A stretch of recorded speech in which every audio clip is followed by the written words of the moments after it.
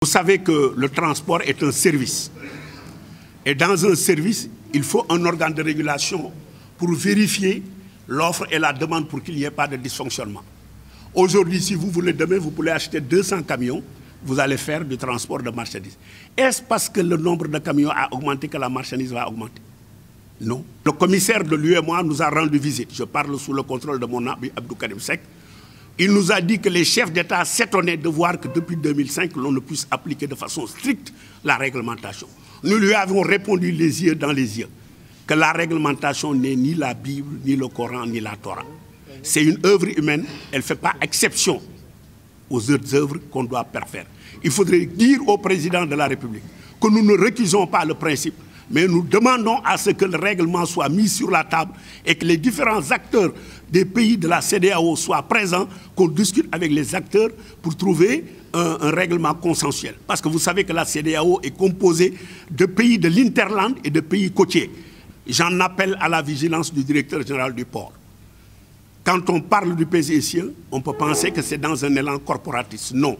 Le premier impacté sera le port de Dakar. Il faudrait que le Sénégal comprenne que le règlement 14 n'arrange aucun acteur. La Côte d'Ivoire ne l'applique pas.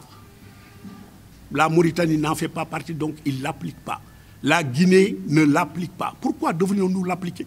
Et moi, j'ai entendu le président Macky Sall, lors de la remise des clés, je l'ai vu à la télévision, des gros porteurs au président Badiane, leur dire dans son adresse, je le cite, « Je vais vous construire des infrastructures de dernière génération. » Il a dit mais je demande à l'ajout, une infrastructure de dernière génération, c'est quoi? C'est pas ça. Avant, vous aviez des essieux à 11 tonnes 500, 9 tonnes. Aujourd'hui, vous avez des essieux à 16 tonnes, 19 tonnes. Donc la capacité de chargement a différé. L'infrastructure de dernière génération, c'est l'infrastructure qui tient en compte la capacité d'enlèvement des camions. Et on tend vers l'émergence. L'émergence a un coût. On ne peut pas vouloir l'émergence et son contraire. Le premier concurrent, c'est l'État du Sénégal, avec l'argent du contribuable, avec Sénégal Demdik. Sénégal Demdik est le premier hors la loi. Ils sont à Liberté 5. Ils font un départ de 50 personnes. Cela représente 7 places. Économiquement, vous voyez que ça diminue la rotation des 7 places et ça asphyxie le secteur. Ils sont maintenant à Afrique Demdik. C'est une honte.